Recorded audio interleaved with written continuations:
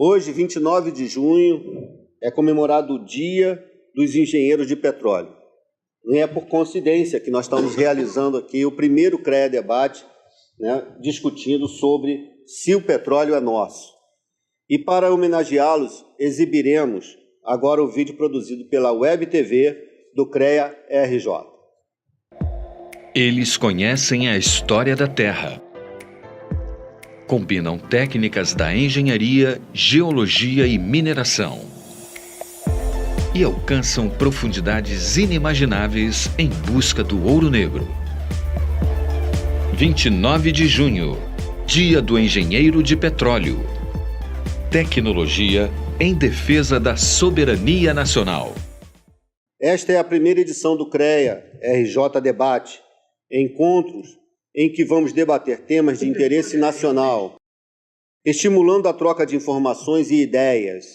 O Conselho Regional de Engenharia e Agronomia tem se consolidado como espaço democrático de discussões que envolvem não só as categorias profissionais ligadas ao sistema CONFEA-CREA, mas toda a sociedade. Afinal, discutir questões estratégicas para o país é fundamental para a construção do pensamento sobre o Brasil em que vivemos e o Brasil que queremos. O CREA-RJ, exercendo seu papel de liderança, reunirá especialistas de várias correntes de pensamento para colaborar com o CREA-RJ Debate, um fórum de discussão, troca de ideias e formulações, que será realizado mensalmente na sede do CREA. Hoje vamos falar do petróleo. O petróleo é nosso? O Brasil vive atualmente um momento de luta por sua independência e soberania. Hoje, o governo brasileiro abandonou a política de conteúdo local, levando ao desemprego milhares de trabalhadores de vários setores da economia nacional que a indústria do petróleo movimenta. Assim, além de levantar a questão da soberania nacional, com o desmonte da Petrobras, esta edição do CREA-RJ Debate abordará o papel estratégico da Petrobras para o desenvolvimento tecnológico, social e econômico do Brasil. E para começo de conversa, vamos assistir a um vídeo que recupera um pouco desta história. O petróleo é realmente nosso? Ou está sendo entregue de bandeja às petrolíferas estrangeiras, desempregando milhares de trabalhadores brasileiros depois que o atual governo abandonou a política de conteúdo local? Essa discussão não é nova. A indústria do petróleo gera controvérsias desde o seu surgimento no Brasil na primeira metade do século XX.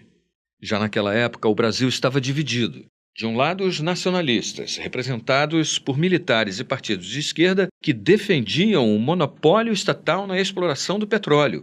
Do outro, os defensores do capital estrangeiro, apelidados de entreguistas, grupo formado por economistas como Roberto Campos e Eugênio Godan, que acreditavam que a ausência de parcerias com empresas estrangeiras dificultaria a exploração de petróleo pelo Brasil. Vejamos alguns acontecimentos históricos importantes nessa linha do tempo. 1939. No bairro de Lobato, em Salvador, Bahia, foi descoberta a primeira jazida de petróleo explorável comercialmente. 1948. É criado o Centro de Estudos e Defesa do Petróleo, cujo objetivo era coordenar a campanha O Petróleo é Nosso, capitaneada por Getúlio Vargas. 3 de outubro de 1953. É fundada a Petrobras, com assento, instituindo através da lei o monopólio na extração e refino do petróleo em território nacional. 1968. Ocorre a primeira descoberta de petróleo no mar em Sergipe. 1997. O presidente Fernando Henrique Cardoso sanciona a lei que quebra o monopólio da Petrobras na exploração do petróleo no Brasil. 2003. A Agência Nacional do Petróleo estabelece a política de conteúdo local para a indústria de petróleo e gás. 2006. É anunciada a descoberta do pré-sal e a autossuficiência temporária em petróleo no Brasil. Setembro de 2008. Acontece a primeira produção no pré-sal no campo de Jubarte, na Bacia de Campos. 2016. O Brasil se torna o maior produtor de petróleo da América Latina, sendo o 10º maior produtor de petróleo do mundo. 2017, a produção de petróleo no Brasil é de aproximadamente 2,80 milhões de barris por dia. Só a Petrobras foi responsável pela produção de 2,15 milhões de barris por dia. Hoje, a grande discussão gira em torno das reservas do pré-sal e do desmonte da Petrobras. E o que a empresa tem de especial? A Petrobras é uma sociedade anônima de capital aberto que atua na indústria de óleo, gás natural e energia. Está presente nos segmentos de exploração e produção, refino, comercialização, transporte, petroquímica, distribuição de derivados, gás natural, energia elétrica, gás química e biocombustíveis. Tem investimentos na casa de bilhões de reais, emprega mais de 60 mil pessoas e tem papel fundamental na pesquisa técnico-científica do setor, sendo um motor de desenvolvimento para o país e fundamental para a soberania nacional. Os números são impressionantes. 55,35 bilhões em investimentos, 283,7 bilhões em receita de vendas, 666.532 acionistas, presente em 19 países, 62.703 empregados, 2.767.000 barris de óleo em produção diária, 9,7 bilhões de barris de óleo em reservas comprovadas, 120 plataformas em produção, 13 refinarias, 1.800.000 barris por dia em produção de derivados. O CREA-RJ, exercendo seu papel de liderança, reúne especialistas de várias correntes de pensamento para colaborar com esse fórum de discussão, sendo realizado mensalmente na sede do Conselho. Assim, além de levantar a questão da soberania nacional, com o desmonte da Petrobras, o CREA-RJ Debate abordará o papel estratégico da Petrobras para o desenvolvimento tecnológico, social e econômico do Brasil e lança para debate a pergunta: o petróleo é nosso? Bom, após a exibição desse vídeo, para dar uma fala institucional, né, de boas-vindas a todos vocês e a quem está nos ouvindo também, está aqui o nosso vice-presidente, Metri, e eu convido para que ele faça essa reverência a todos nós aqui. Farei a reverência a todos presentes, obviamente, mas farei a reverência também a você, espectador. Você vai ouvir, está sendo presenteado, você vai ouvir verdades. Você não vai ouvir a fake news que está aí na mídia corporativa. E eu gostaria de acrescentar que todos aqui são especialistas, não só em petróleo, como alguns também em questões políticas, econômicas, e eles se prestaram a colaborar com o CREA nesse evento, e eles irão enriquecer muito a cultura de todos os senhores e senhoras ouvintes. Muito obrigado. Para iniciar e levantar um pouco, né, a discussão entre todos nós, coloco o seguinte questionamento para a mesa sobre esse assunto que nós acabamos, né, de apreciar, né, no nosso vídeo. E penso dali algo que inicio aqui o nosso debate. O dualismo nacionalista versus entreguista é um tema atual, coloco aqui para a mesa, né, porque nós temos vários assuntos para esse dia de hoje, em que nós colocamos a política de preços, né, o movimento dos caminhoneiros, o movimento sindical da própria categoria, o conteúdo local, desenvolvimento tecnológico e desemprego, perda do controle nacional na exploração do pré-sal, desinvestimento da Petrobras e suas consequências para o país. Então, o debate inicia-se agora e aguardo aqui as inscrições de cada um de vocês para o enriquecimento dessa discussão.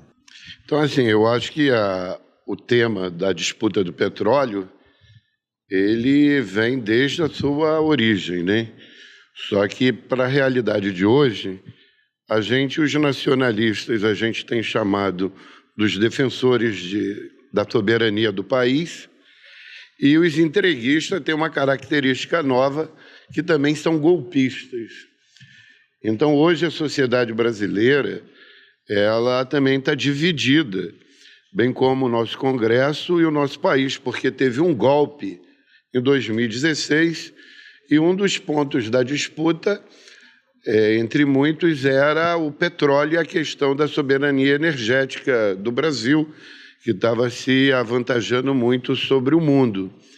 Então, esse debate da busca de quem vai ser o detentor do petróleo é a busca de quem vai ter o poder econômico ou o poder da soberania de poder distribuir a renda. Por isso que eu acho que a gente está vivendo um processo que a sociedade ainda não entendeu o que a gente está perdendo nesse momento com essa disputa da privatização da Petrobras e da privatização dos campos do pré-sal descoberto no Brasil.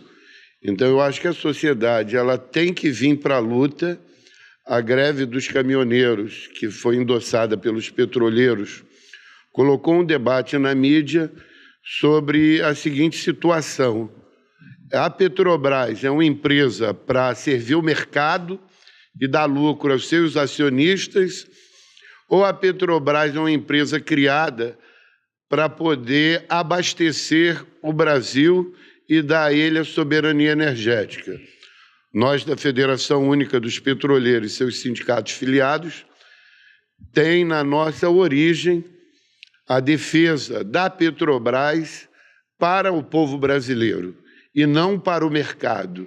E nós reafirmamos isso aqui nesse programa, e a qualquer momento, em qualquer lugar, a FUP e seus sindicatos continuarão lutando por uma Petrobras estatal e que tenha o compromisso de abastecimento com o povo brasileiro.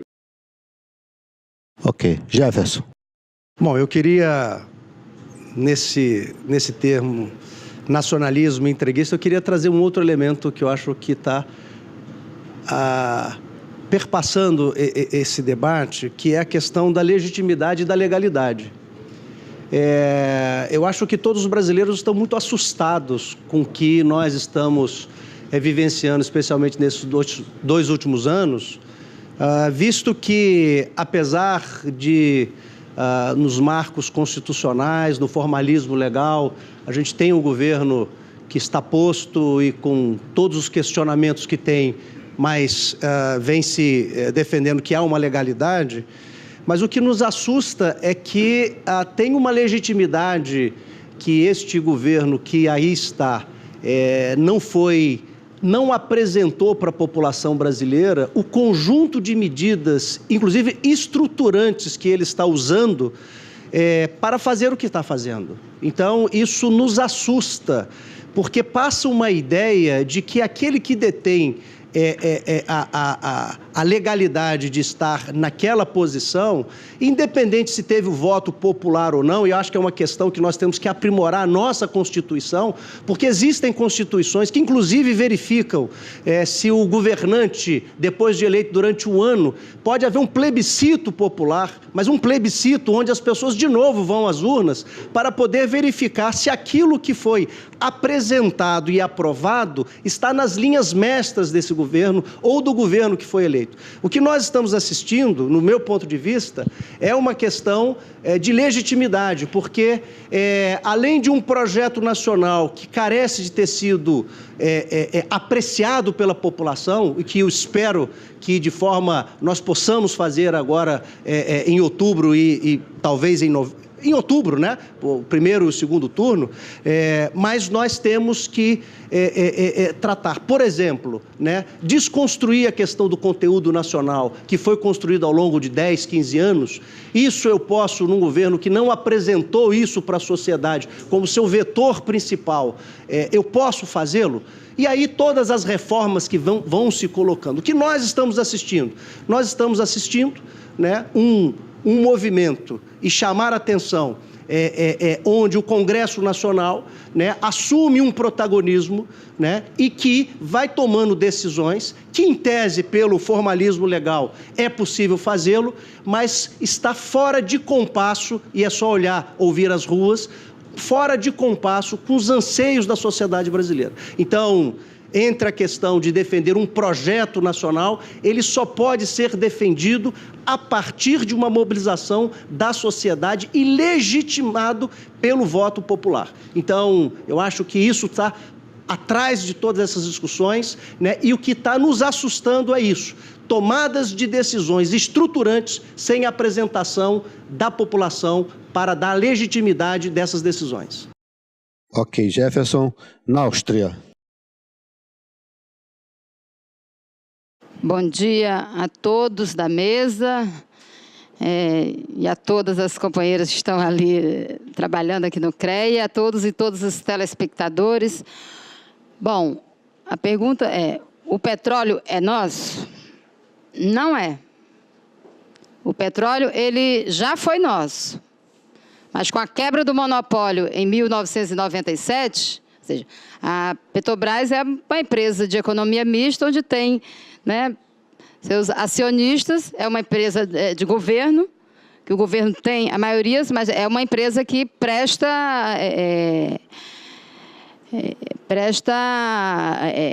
suas decisões aos acionistas. E aí, a depender da linha política, da posição política do governo no nosso país, ora tende mais para um lado e ora tende mais para o mercado financeiro e ora tende mais para uma versão mais nacionalista. Relembrando aqui que em 2003, quando aquele processo eleitoral em que o Lula foi eleito, e a gente viveu ali 8 anos de gestão do Fernando Henrique Cardoso, e eu sou uma petroleira com 28 anos de carreira, e a gente vivia, naquele momento, um desmonte da Petrobras. E depois da sequência de 13 anos de governo Lula e Dilma, acho que teve uma forte tentativa de trazer essa questão mais nacionalista. Foi que vários eventos aconteceram, né? Estou aqui na mesa com o pai do pré-sal, nosso Guilherme Estrela. Ele não gosta de ser, mas ele é, gente. É uma pessoa com quem a gente tem uma grande admiração. Mas a Petrobras só descobriu o pré-sal porque teve uma decisão de governo ali. Porque teve uma forte investimento na área de pesquisa, na área de exploração e na área de produção. E aí, como o tempo aqui é curto, teve depois vários eventos nessa gestão que estava realmente trazendo o petróleo mais para o Brasil. Mas a gente vive, com a questão do golpe que o Simão já mencionou aqui, a gente vive hoje um momento realmente de entrega das nossas riquezas. E agora eles não falam mais em privatização. Antes falavam em desinvestimentos. E esses nomes novos que são criados é exatamente para confundir o povo. E hoje em dia o nome mais atual são as parcerias estratégicas. E aí eu encerro essa primeira fala perguntando: essas parcerias estratégicas são estratégicas para quem?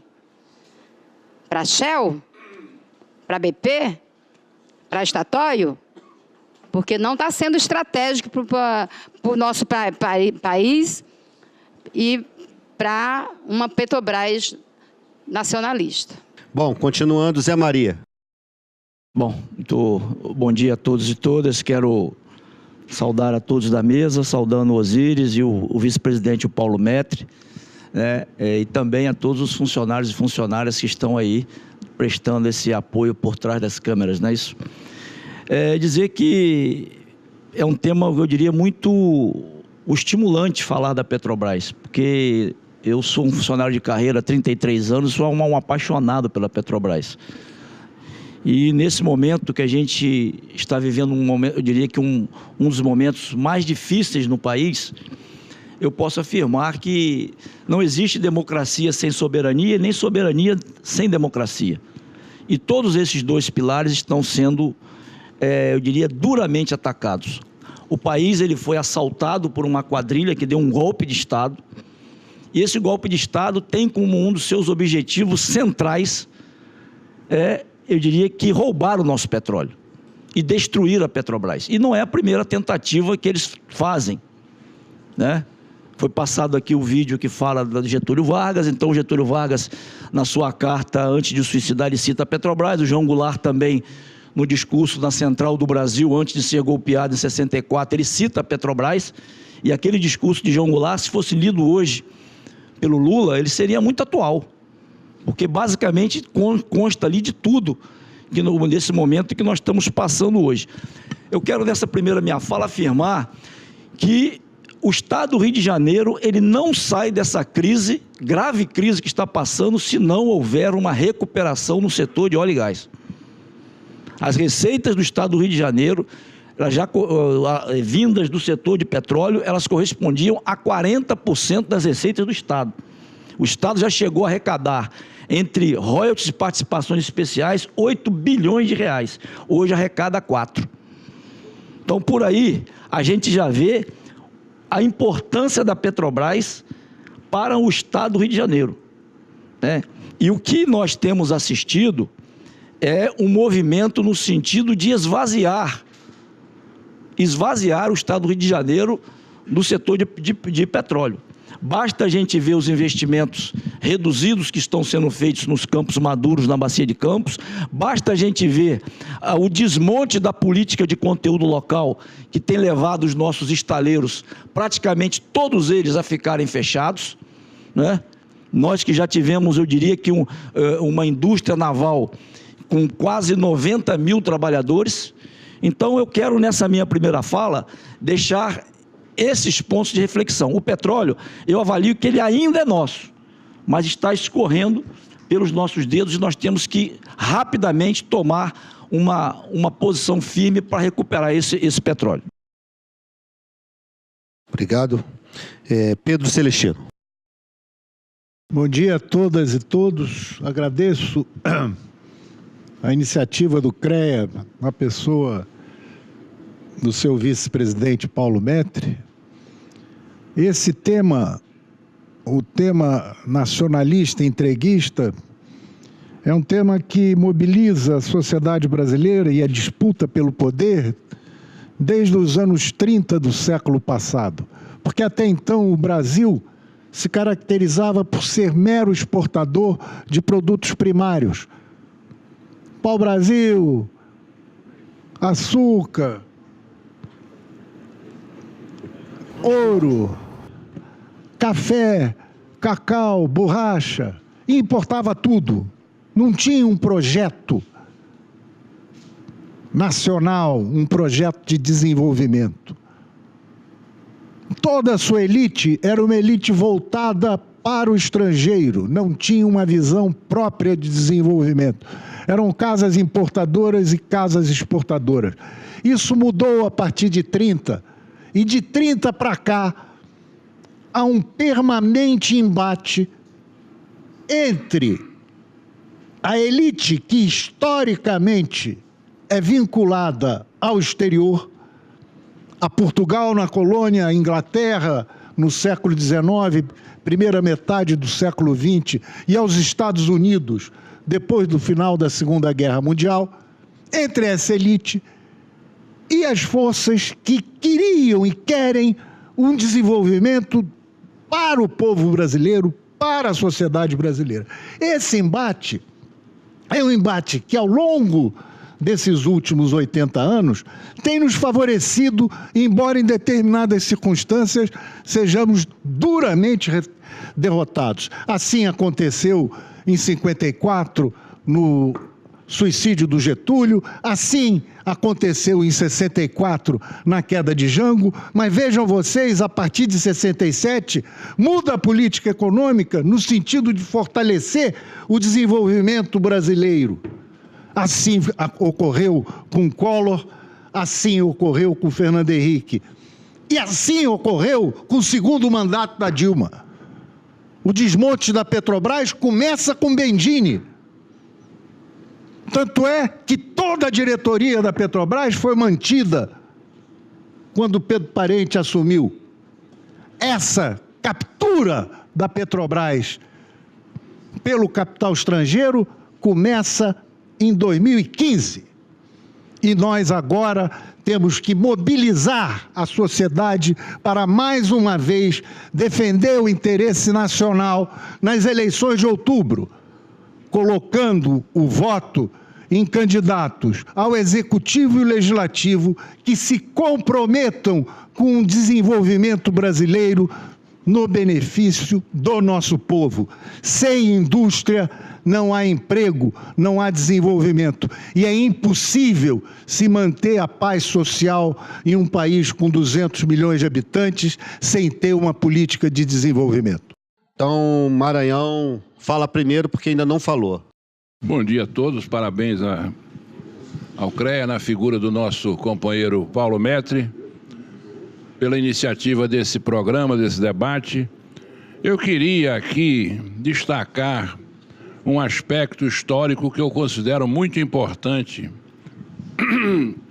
da campanha do Petróleo é Nosso, que decorre de 1947 até 1953, com a promulgação da Lei 2004 pelo presidente Getúlio Vargas. O traço marcante desta campanha foi o caráter suprapartidário. Desde os comunistas, de Luiz Carlos Prestes, de Portinari, até os integralistas, os eugenistas, né? de um que foi vereador aqui no Rio, Wilson Leite Passos, passando pela UDN, passando pelo PTB, passando por todos os partidos. Eu acho que é uma lição importante que nós temos que absorver, né? No sentido de que os brasileiros, independente de suas filiações político-partidárias, de suas ideologias, foram capazes no passado e devem ser capazes no presente de se unir para defender valores maiores. Quais são esses valores maiores? O patriotismo, a democracia, a soberania nacional, né? A justiça social e também as reservas minerais e as riquezas estratégicas do país. E o petróleo é indiscutivelmente, embora a mídia oligopolizada procure passar para a opinião pública uma série de inverdades, no sentido de que o petróleo vai acabar, porque nós temos que marchar para uma economia de baixo carbono, de sustentabilidade, no sentido de que o petróleo é uma commodity. Nós sabemos que isso não é parcialmente verdadeiro. Nós vamos marchar para uma economia de baixo carbono.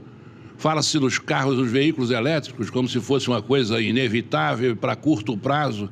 Existem 2 bilhões ou 1,5 bilhão de automóveis com motor a combustão, e os veículos elétricos não chegam a 1 milhão ainda, né? E não podemos esquecer que os veículos elétricos são movidos à eletricidade e que 40% ou 50% da eletricidade gerada no mundo vem do carvão, que é, na relação de combustíveis, talvez um dos mais poluentes.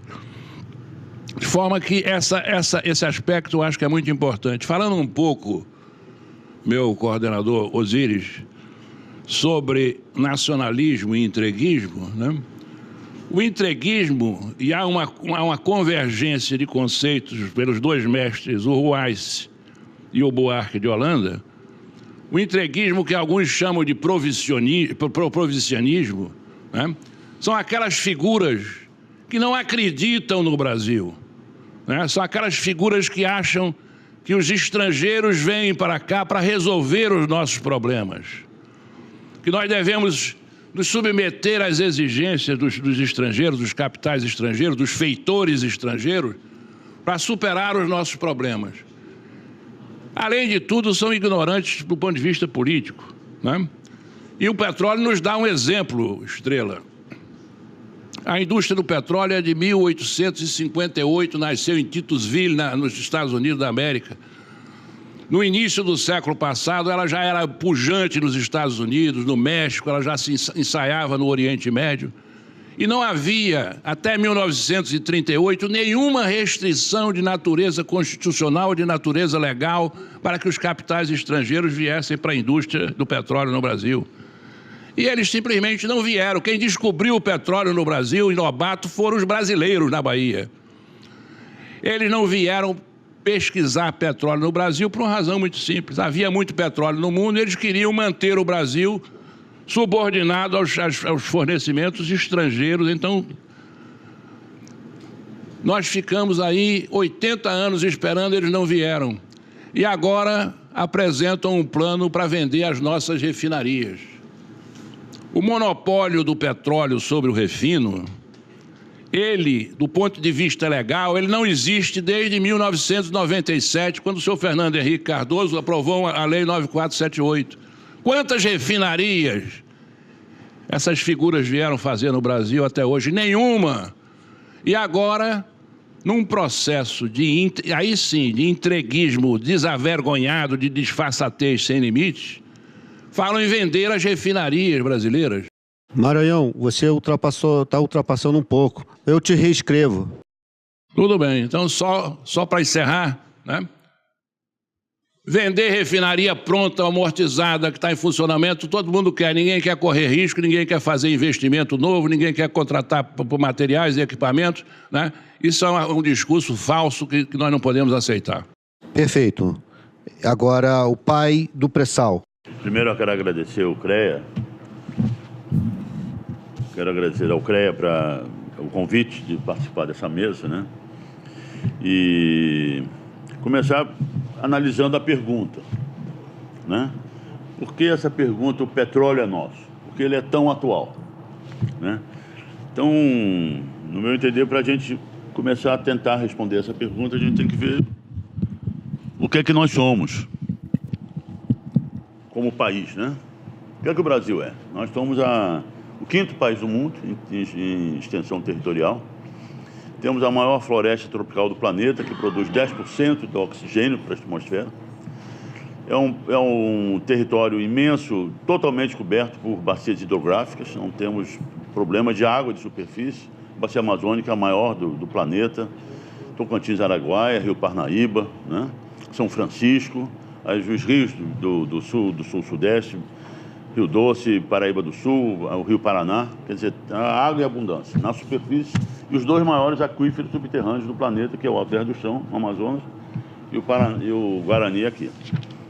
Temos a maior província mineral do planeta, que é Carajás, né? Junto com o escudo brasileiro. Somos realmente o país, em termos de minérios, mais rico do mundo. A calha norte do Amazonas não foi ainda pesquisada, está ainda desconhecida em termos de minérios, né? Temos metade do território praticamente em águas territoriais brasileiras, com a Amazônia Azul, onde está o pré-sal, né? Enfim, esse país tem tudo para ser um baita de um país com uma projeção internacional absolutamente de protagonista internacional. Mas tinha um problema. Nós não tínhamos energia, né? Não tínhamos carvão da primeira Revolução Industrial, não tínhamos o petróleo da segunda Revolução Industrial. Fomos ter a industrialização super tardia, né? Com a energia, basicamente, que chega ao Brasil, a energia hidrelétrica, para ser oferecida em níveis abundantes. Mas a hidroeletricidade, ela é sazonal. Ela não dá segurança de você fazer um projeto de país com bases energéticas, um país desse tamanho, com bases energéticas absolutamente confiáveis. Com 2 anos de seca, a gente para o país, não é mesmo? E a história recente já confirma isso. Chega o pré-sal.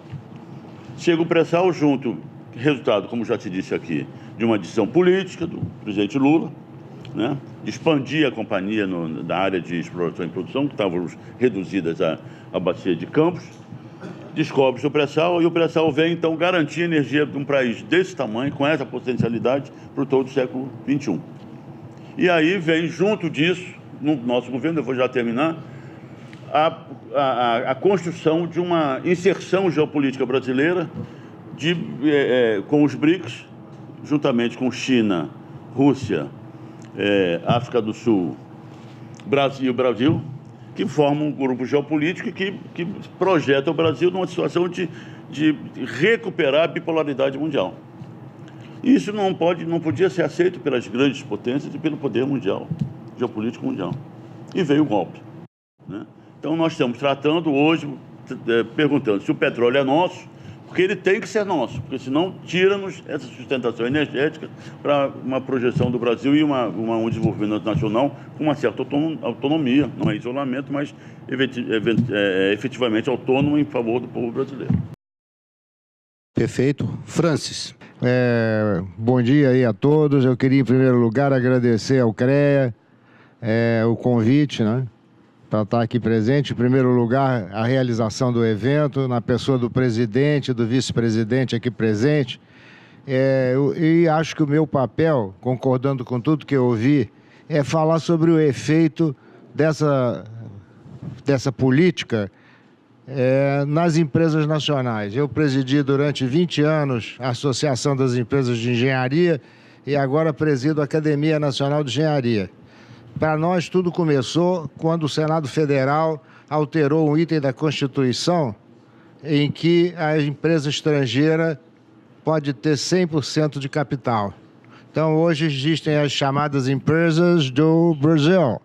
Elas estão dominando a área, já são consideradas empresas brasileiras. Isso foi proposto pelo senador no governo de Fernando Henrique Cardoso. Hoje, as empresas estão em processo de liquidação total, com a participação de empresas estrangeiras dominando o mercado. Eu, como empresário, cheguei a ter cerca de 1.000 funcionários. Hoje o meu número está em torno de 100, quer dizer, caiu vertiginosamente. A empresa brasileira está ganhando as concorrências, né? Tirando a oportunidade não de minha como empresário, mas também e principalmente dos empregados brasileiros, dos funcionários brasileiros, dos diretores brasileiros, dos especialistas brasileiros. Eu tenho orgulho de dizer que na antiga Petrobras, eu digo antiga, porque de parente para cá, a situação foi mudando. Nos cursos da Petrobras de educação continuada, eu tinha o orgulho de ser convidado pela Petrobras para lecionar a parte de geotecnia offshore. Quer dizer, um processo de trabalho irmão, tendo em vista a soberania nacional. Hoje isso não ocorre mais. As empresas brasileiras que conseguiram sobreviver, elas estão vendendo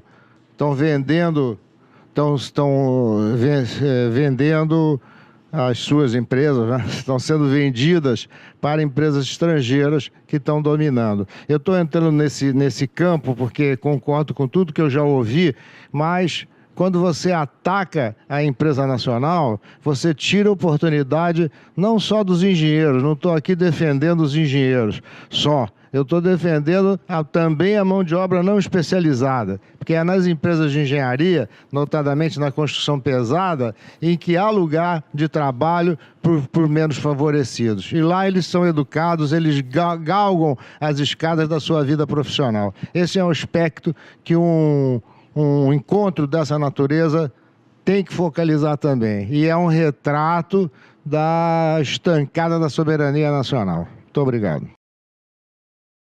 Muito bom. Metri. Bem, eu gostaria de contar uma pequena história para os senhores. Noruega descobriu seu petróleo e no Mar do Norte, junto com outros países. E a Inglaterra colocou blocos para serem leiloados. A Noruega escolhia determinados blocos com grande potencial de ter petróleo, reservava para esses blocos para a Statoil. A Noruega obrigava a Statoil a estar em muitos consórcios. Quem quisesse concorrer teria que aceitar a Statoil como uma consorciada. E, muito mais importante que isso, o sistema de arrecadação, de retirada de grande parcela do lucro para ir para o Estado norueguês era garantido. A empresa privada que foi para a Noruega, ela sabia que ela iria ter uma rentabilidade, mas não iria ser uma super rentabilidade que elas, empresas estrangeiras, têm em países subdesenvolvidos e em países com a sociedade do país dominada. Eles sabiam que na Noruega eles iam ter que pagar um fundo social, iriam ter que pagar, lá não chama fundo social, chama fundo, soberano. Iriam ter que pagar tributos e que iria desvaziar muito lucro. Então, nessas condições, perde o sentido da nossa discussão aqui. O nosso problema no Brasil é que a nossa sociedade ela é manipulada, ela não sabe o que é a riqueza do petróleo, o quanto o petróleo pode gerar de lucratividade e que essa lucratividade é dela, a sociedade brasileira, pertence a ela que tem que decidir para onde é que vai esse dinheiro. Saúde e educação? Então, saúde e educação. Isso teria que ser respeitado. Infelizmente, o terrorismo do tempo funciona, mas vamos procurar uma finalização. O que eu acho é que nós deveríamos atacar o principal obstáculo, que é a comunicação de massa, que nós hoje estamos, de certa forma, minimamente atacando.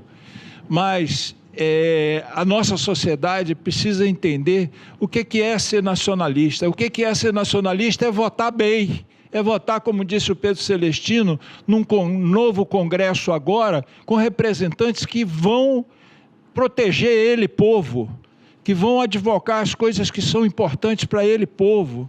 Não um Congresso entreguista, aí a palavra entreguista encaixa perfeitamente. Não precisa ter essa ojeriza à iniciativa privada, desde que ela esteja controlada sob a tutela do Estado que beneficia a sociedade. Obrigado.